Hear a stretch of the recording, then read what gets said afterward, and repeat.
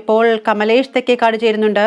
കമലേഷ്, ഉപതെരഞ്ഞെടുപ്പിൽ തിരുവനന്തപുരത്ത് LDF-ന് ഉജ്ജ്വല വിജയമാണ്. എന്തൊക്കെയാണ് അവിടെ നിന്നുള്ള വിശേഷങ്ങൾ? വിദ്യ, തീർച്ചയായും തിരുവനന്തപുരത്ത് ഉജ്ജ്വല വിജയം എന്നതിനപ്പുറത്തേക്ക് അട്ടിമറി വിജയമാണ് LDF കരസ്ഥമാക്കിയിട്ടുള്ളത് എന്നതാണ് ഏറ്റവും പ്രധാനപ്പെട്ട കാര്യം.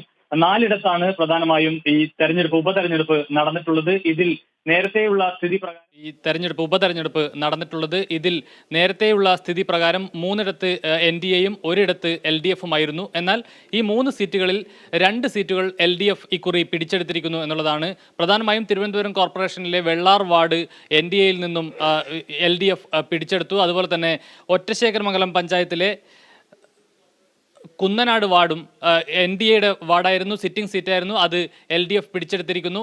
നിലവിൽ പഴയ കുന്നുമ്മൽ പഞ്ചായത്തിലെ അടയമൺ വാർഡ് LDF-ൻ്റെ തന്നെയായിരുന്നു. അത് LDF നിലനിർത്തി.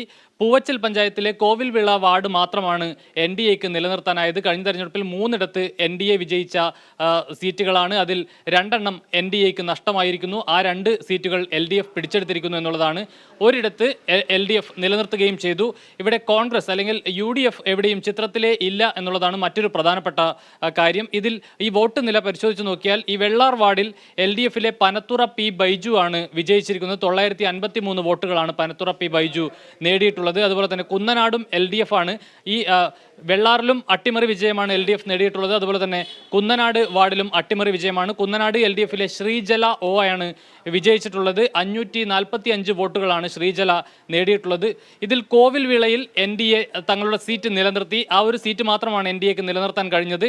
അവിടെ രജനി K 381 വോട്ടിനാണ് വിജയിച്ചിട്ടുള്ളത്. മറ്റൊന്ന് അടയമൺ വാർഡാണ്. അത് LDF-ൻ്റെ കയ്യിലുണ്ടായിരുന്ന വാർഡ് തന്നെയാണ്. അടയമൺ വാർഡ് LDF നിലനിർത്തുകയും ചെയ്തു. ആർച്ച രാജേന്ദ്രൻ 441 വോട്ടിനാണ് അടയമൺ വാർഡിൽ വിജയിച്ചിരിക്കുന്നത്. ഏതായാലും തിരുവനന്തപുരത്തെ സംബന്ധിച്ച് 4 നടന്ന തെരഞ്ഞെടുപ്പിൽ 2 അട്ടിമറി വിജയം LDF നേടുന്നു. 1 സീറ്റ് നിലനിർത്തുന്നു.